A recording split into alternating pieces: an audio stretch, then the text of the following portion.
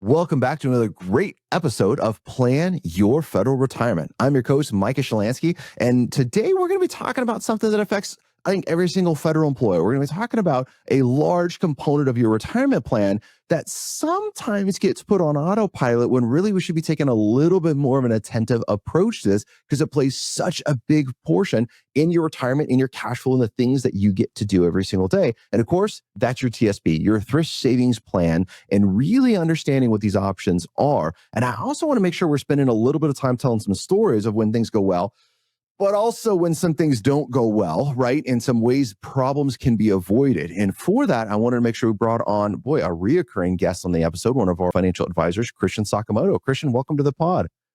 Micah, I'm excited to be chatting with you today. Thanks for the warm welcome.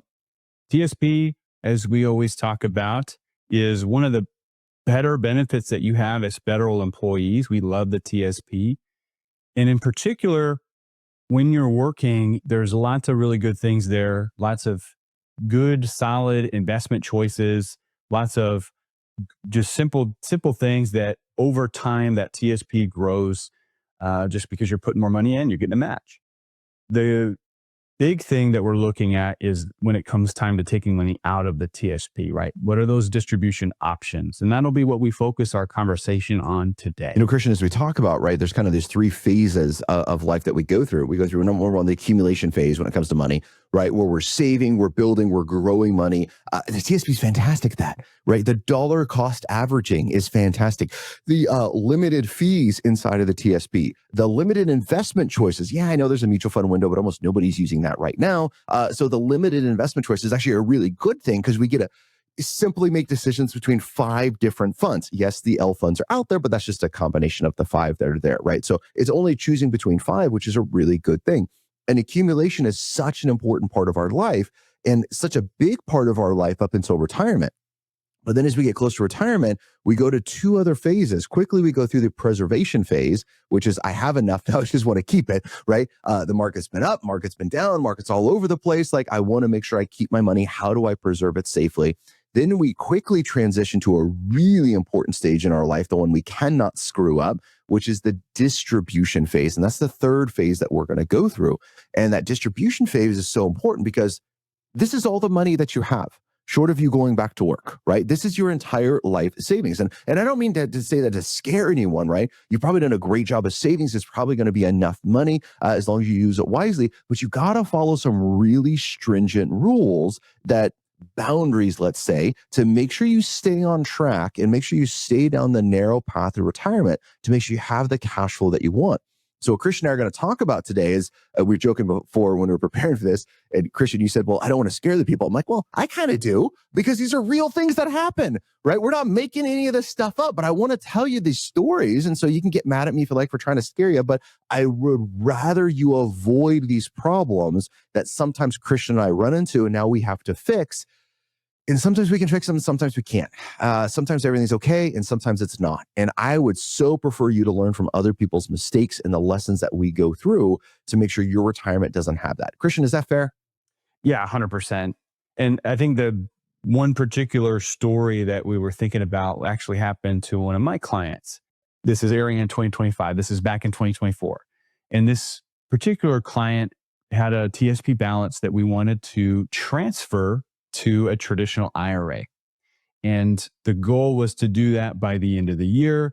And in fact, we were also then going to be doing a Roth conversion, taking some of that money that was in the pre-tax traditional IRA and moving it, transferring it, doing a Roth conversion, moving it to a Roth IRA, paying the taxes. Unfortunately, it wasn't done in time. And so this got pushed off a little bit too late into that late November phase. And so the check from the TSP didn't reach the IRA in time for us to then be able to do the Roth conversion. In fact, the check reached the IRA, but it still needed time to clear. And that's all part of that process, that the check just didn't clear in time. And you only have, $100 in the IRA until the check clears 5 business days later, a week later. And so unfortunately for this client, it just wasn't done in time. Now, ultimately, this is just a story that we have to tell and just to remind that when it comes to anytime we're making changes inside of the TSP, we want to build a little bit of buffer time just in case something goes wrong. And we have those cases. And Mike, I know you've got examples of maybe a lost TSP check that actually never made it and they have to resend a new one. And so we have to really just be mindful about that. I thought we were just picking on your problems, not mine. Thanks for bringing that one up. No, these are good things, right? So timeline is what I'm going to put this one under. Christian, the timeline is so important, right? Now, when people are preparing to retire, we look at the retirement application. And I generally give clients a range. If everything is normal, everything looks good in your retirement application, there's nothing weird. I'll talk about what weird means in a minute. There's nothing weird. Then I'm going to say, hey, it's probably 6 to 8 months before you get your first or full retirement check. Let's plan on zero income for the first 6 to 8 months. Now, does that normally happen? No. Normally, they get a partial payment, going to be sooner than that, the interim payment, right? They're going to get that in a couple of months, and the retirement is probably going to be adjudicated within that 6 months if it's normal and everything's easy. So why do we say 6 to 8 months?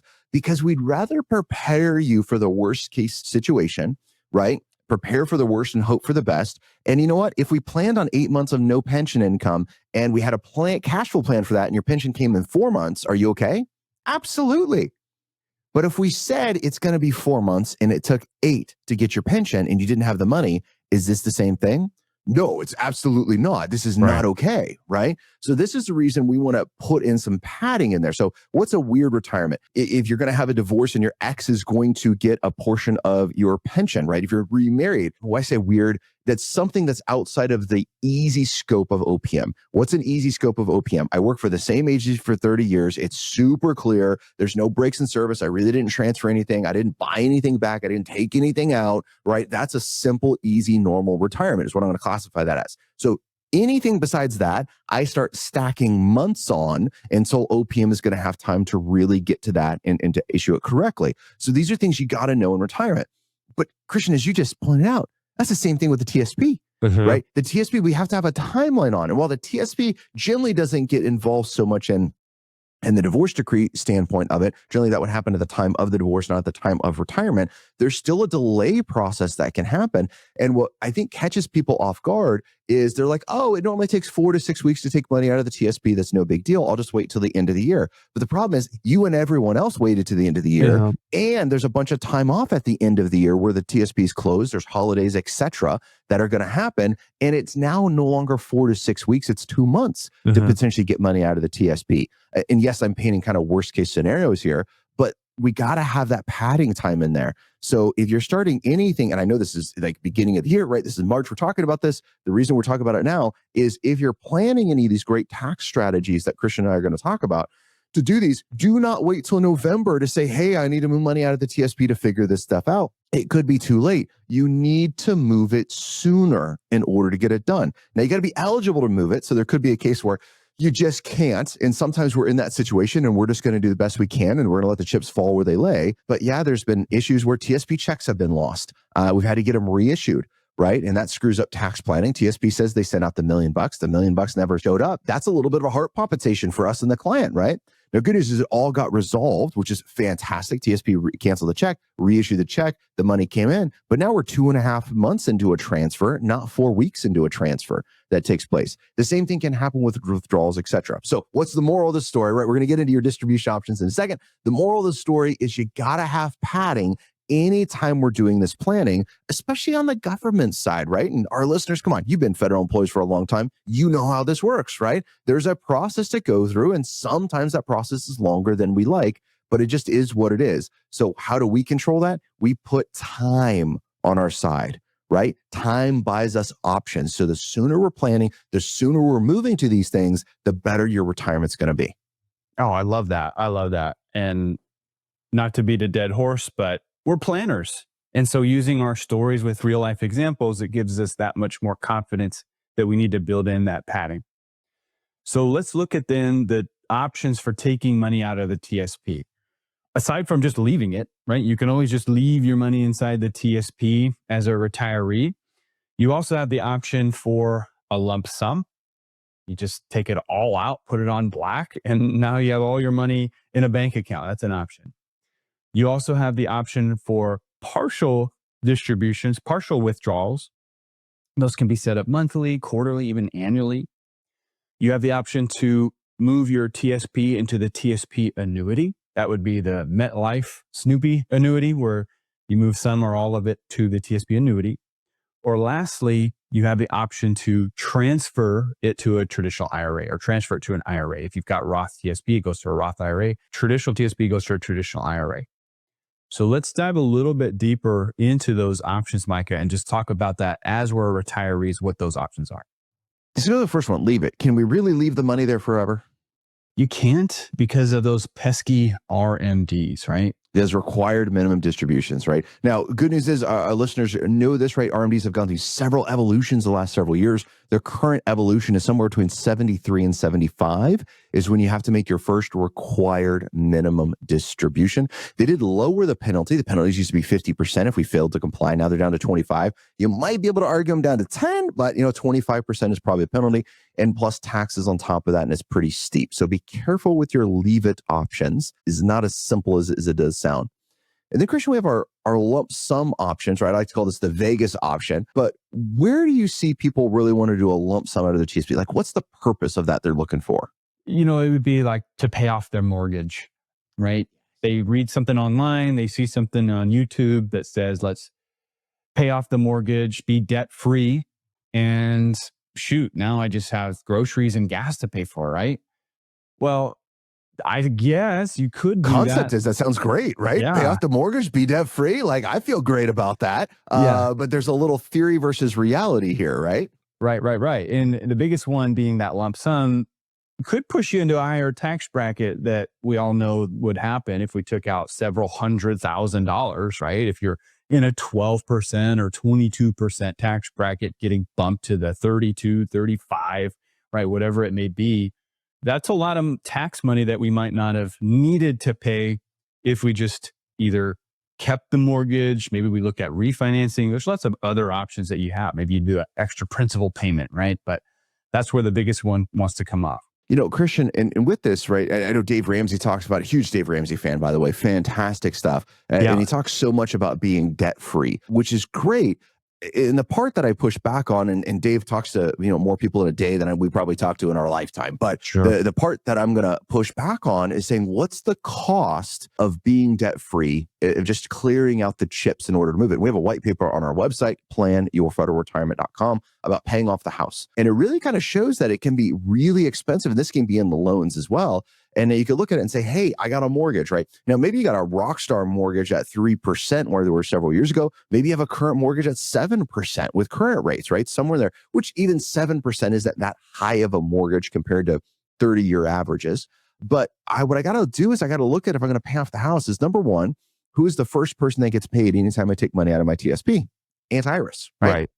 The government. Now, I could have money in Roth. Okay, that could come out tax-free if you meet the rules, which is always great. But then also I got to look at it and say, okay, how is that money in TSP invested, or how's that money in my IRA invested, and what's it doing on average, right? I got clients at 3% mortgages, and I'm like, hey, your investments on average, even with downturns, are outpacing 3%, hands over fist, right? Tons right here.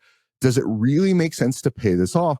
Or does it make sense to come up with a 5-year plan and slowly pay the money off over 5 years with your proceeds, right, of the money that you're going to earn versus a lump sum? So there's more than one option that's here. And at the end of the day, it's your money, right? It's your choice. Our job, Christian and I's job, is to help you make an educated and informed decision as you're going through this. But just be careful with that one, because there's not really an undo button with this. One of the mistakes that I see as a financial advisor after federal employees go to retire is not understanding how it's different when you're in accumulation mode, saving money for retirement, building your TSP, to you're in the distribution mode, pulling money out of the TSP. Sometimes we think that we can manage everything the same. Then it comes to retirement, and all of a sudden we have this flood of different types of emotions. And it normally happens to people that generally aren't emotional about investments. And if you are, it happens to you even more. So we put together a guide for you, a free guide, in order to help know what questions you need to ask, know what learning lessons are out there, and how should you build a proper distribution plan with your TSP. This is so important, because how you got here in order to be able to retire is not how you're going to stay retired. There are some differences that we need to keep in mind. And most importantly, we have to come up with a plan that not if, when the market goes down for a long period of time, How do we stay dispassionate investors? How do we hold for the long run, but have a plan that you won't run out of money?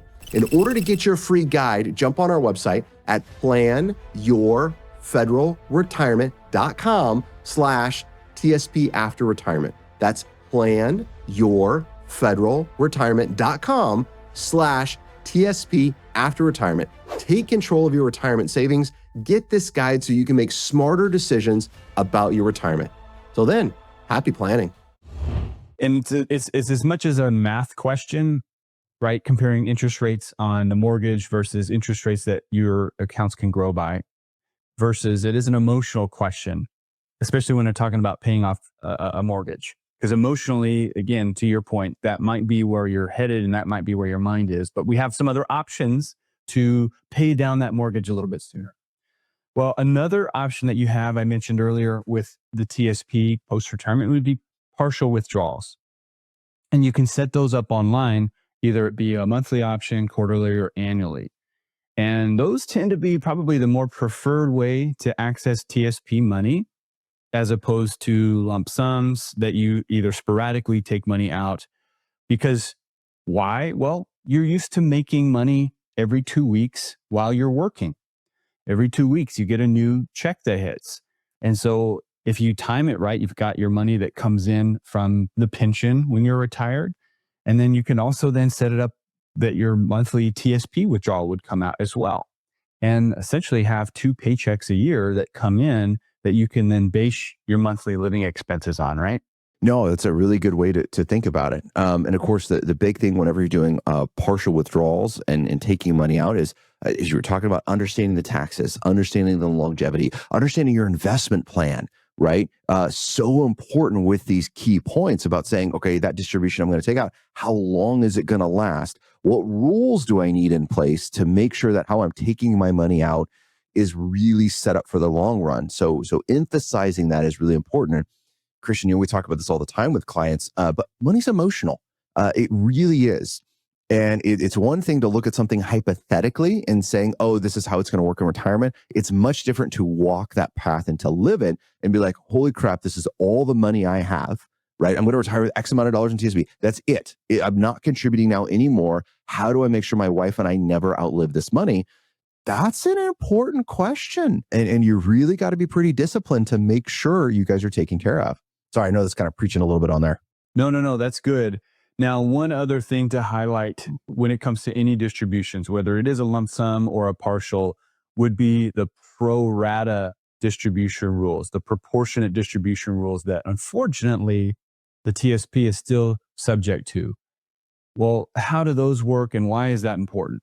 Well, as you mentioned earlier, you've got different investment choices inside of the TSP. 2 that are on the safer side. The G fund would be, government securities. And then you also have the F fund, which stands for the fixed income fund. And those would be more bonds. So cash and bonds, the G and the F fund. But then you also have 3 other funds, the C, S, and I funds. C for common stock, large U.S. companies. S for smaller. That's like the S&P 500, right? Large companies, the C fund, S&P 500 is the equivalent. Yep, exactly. And then, S fund would be, Russell 2000, essentially just smaller U.S. companies. And then the last one would be the I fund. That would be the international. And they just updated that. Oh, sorry to interrupt, Christian. They just really changed that I fund, the composure of it this last year as well. So Right. Just something to know as well, which is, I think, kind of good, but I don't know. We'll find out in the end how it works. I think they put a little bit more Asian companies in there instead of it just being more Europe based. Yeah. Right. That is good. So G and F are safer. CS and I are going to be on the growth side.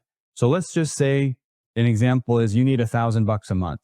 And let's say for very simple purposes, 60% of your money is in the C fund, the S&P 500-ish fund. And then 40% of your money is in the G fund. And that's the cash side. And you take out $1,000. So every month, 60% of the 1,000, so $600, is getting sold out of the C fund, and 40% or $400 is getting sold out of the G fund.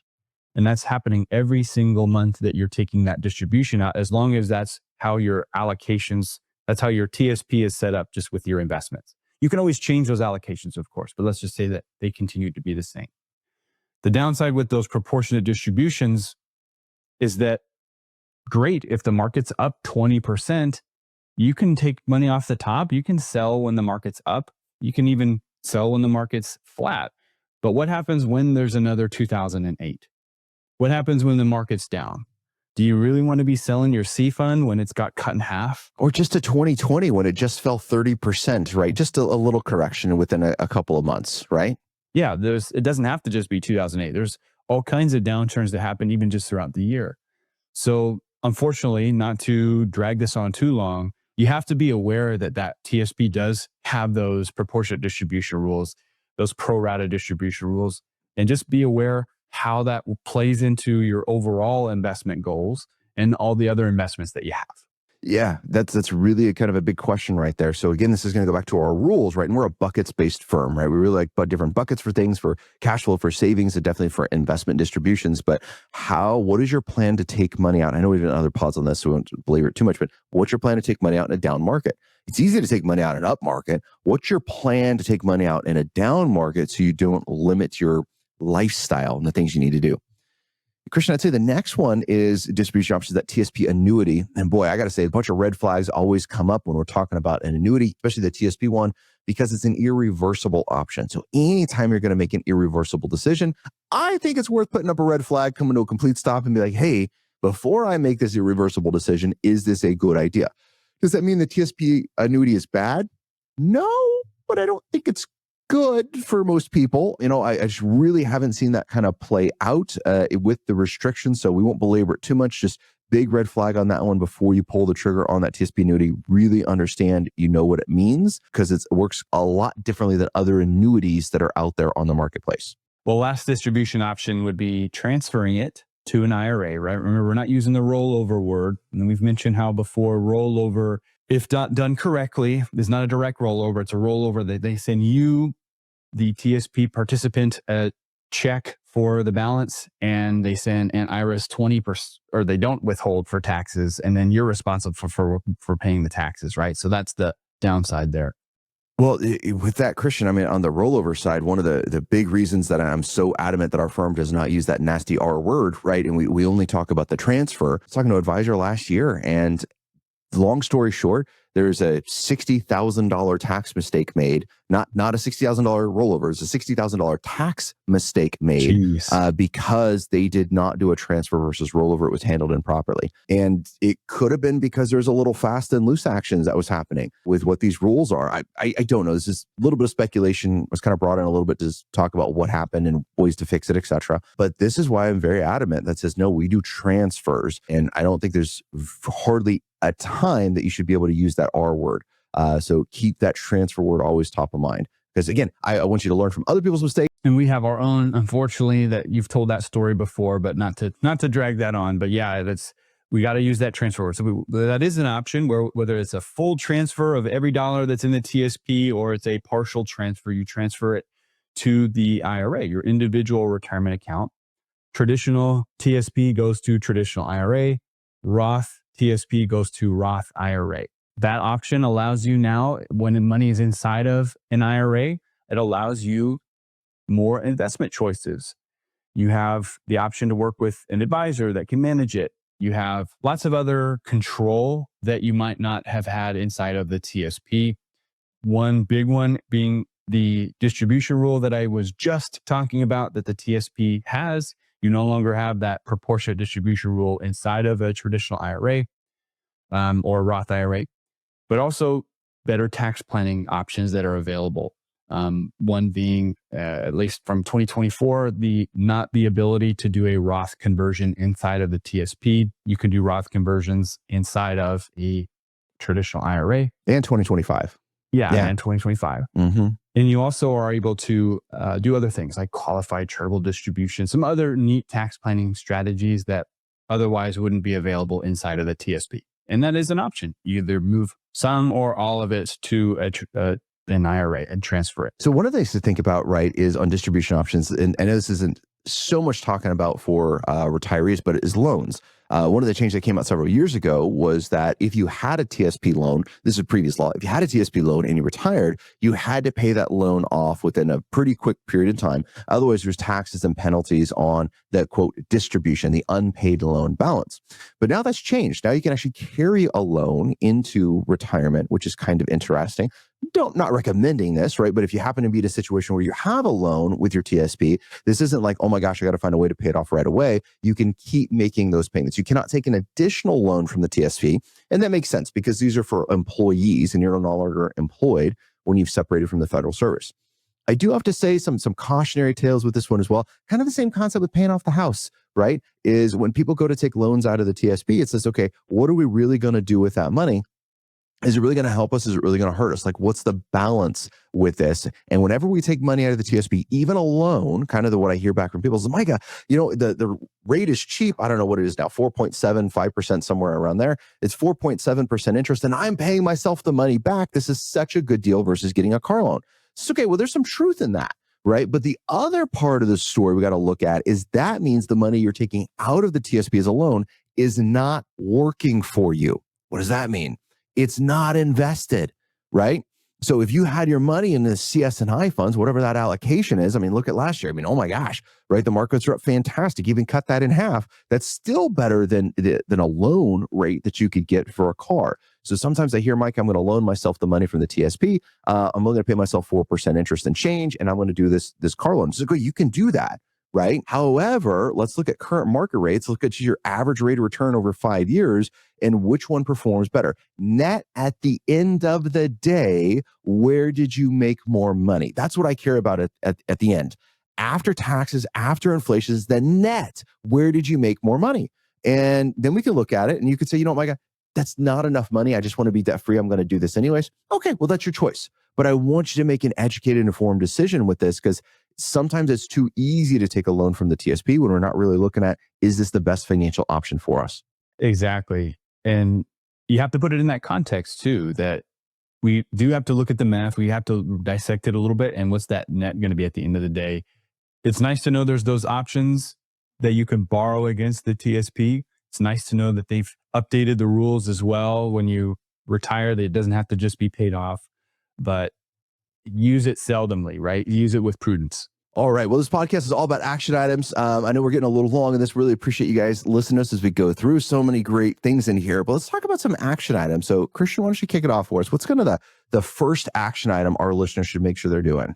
Yeah, I would just say, as we're talking about the TSP, just review current allocations, making sure that they're in alignment with your goals, with your investment goals. When you're planning to take money out, your goals with buckets, and how much you want outside of the market, how much you want in the market. Just take a review and see, are they in the right allocations or do we need to possibly look to rebalance? I love it. Other thing I'm going to say is, what is your retirement plan, right?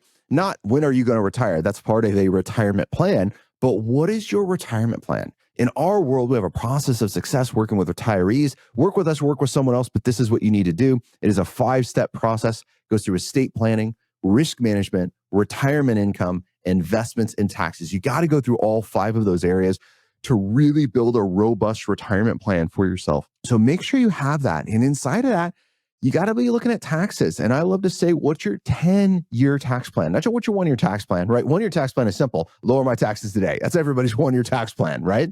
But when I start spreading that question out over 10 years, it's not just about today. It's over the next 10 years, the next 10 years, that's 20 years from now. What's your tax plan? If you don't have one, you need to find someone to work with to get this, because this is a huge game changer for your retirement planning. That's right. Awesome. Well, Christian, thank you again so much for being on the podcast. Really appreciated going through this. To all of our listeners, our goal is to help transform federal employee benefit information, to get great information out there. The way we do that is by you sharing this information with other people. And until next time, happy planning.